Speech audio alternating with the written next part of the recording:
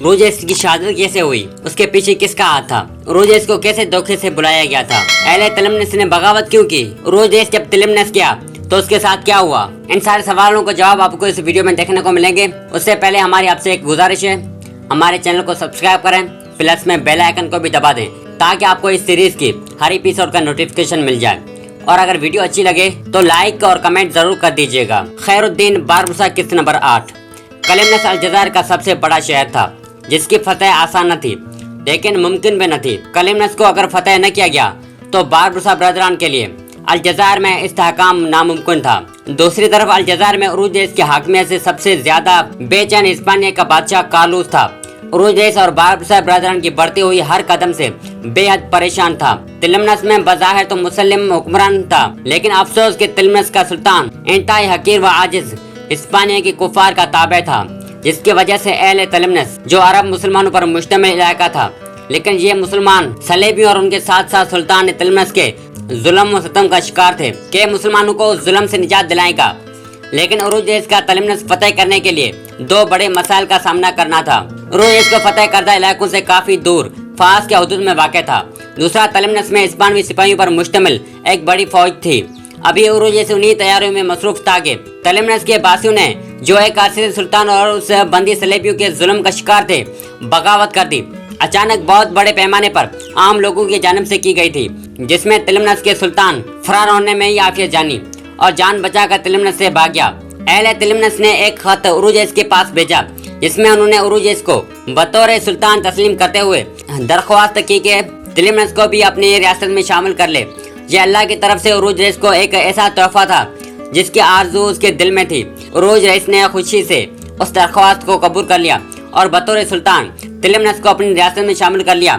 जब यह खबर हिस्पानिया पहुंची कि अहले तिलमनस ने बगावत करके उरुजेस को सुल्तान तस्लीम कर लिया है तो स्पेन के बादशाह कार्लोस समेत पूरी हिस्पानिया के सलेबियों पर लर्जा तारी हो चुका था।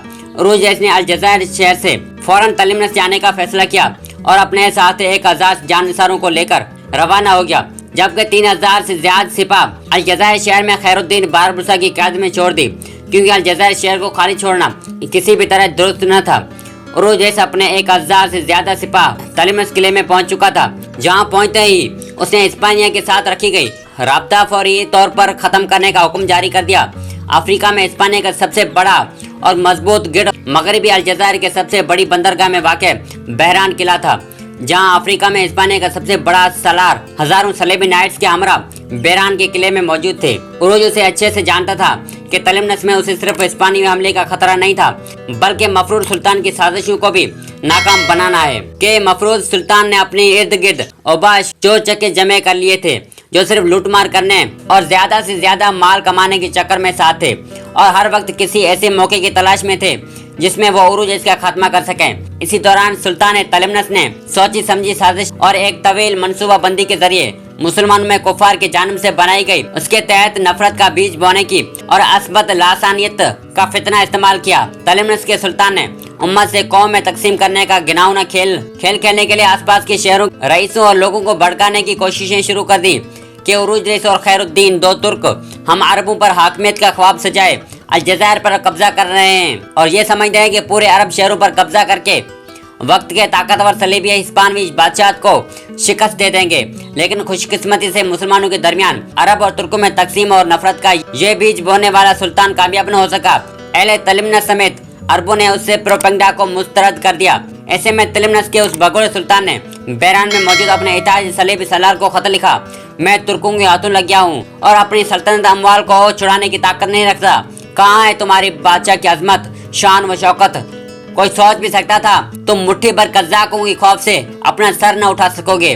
बहरान का गवर्नर इंतहाई मक्कार और चालाक था, लेकिन उसके पास हजारों के सिपाही होने के बावजूद उसमें उरुजेस के 1000 मुजाहिदीन का सामना करने की हिम्मत न थी। उसने जवाब में तिलमनस के सुल्तान को 20,000 दीनार भेजे और मजीद चोर चक्कों को जमा करने की हिदायत दी और उसको यकीन दिलाया कि वो शाह स्पेन कार्लोस से मजीद फौज कमक मंगवा कर जल्द ही तिलमनस पर हमला करेगा।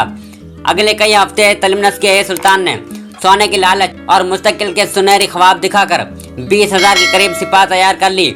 इसी दौरान बहरान के गवर्नर ने उसको 10,000 सिपाही भेजे। 30,000 के लश्कर का रुख अब तिलमनस की जानिब था। उरुजेस ने जब ये देखा तो उसने खुली जगह में लड़ने की बजाय किले में रहकर लड़ना ज्यादा बेहतर समझा और इसीलिए उसने शहर को खाली किया और किला बंद हो गया। कुफार ने किले का मुआसरा कर लिया।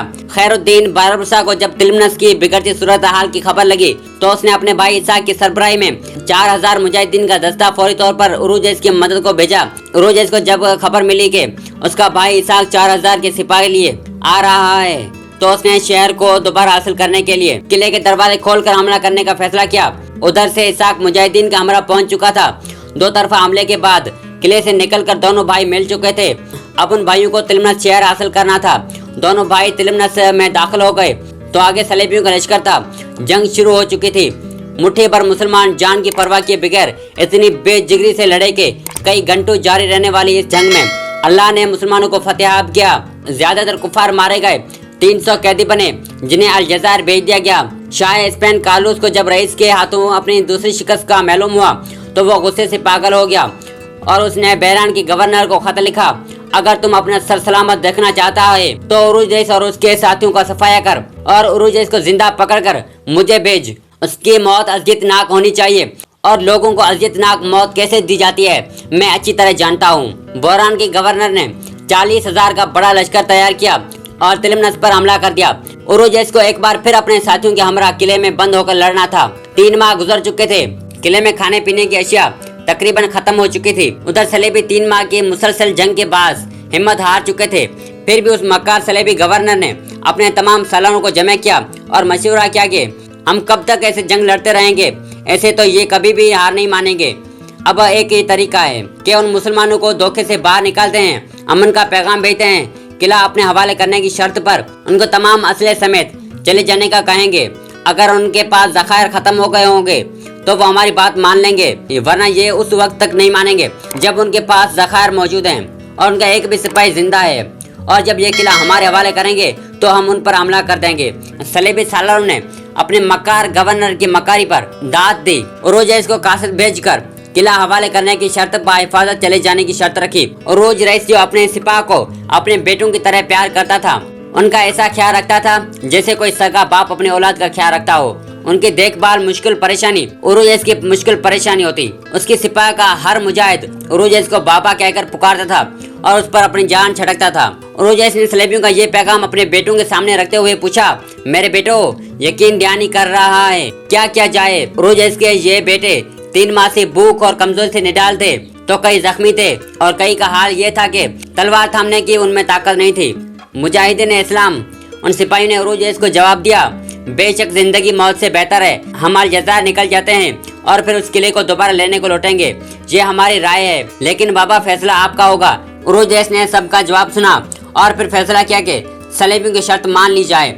सलेबी ने जब ये सुना कि उरुजेस किला खाली करने को तैयार है तो खुशी से दीवाने हो गए, क्योंकि उनका मकसद वादा शिकनी करना था। क्योंकि वो जानते थे अगर उरुजेस को जिंदा निकल जाने दिया तो उनका बादशाह कार्लोस बहरान के गवर्नर का सर तन से जुदा कर देगा। सुबह का आगाज हुआ। तमाम मुजाहिद इस्लाम ने फजर की नमाज अदा करने के बाद किला खाली करना शुरू कर दिया। उरुजेस के साथ कोई 300 से 400 सिपाही थे।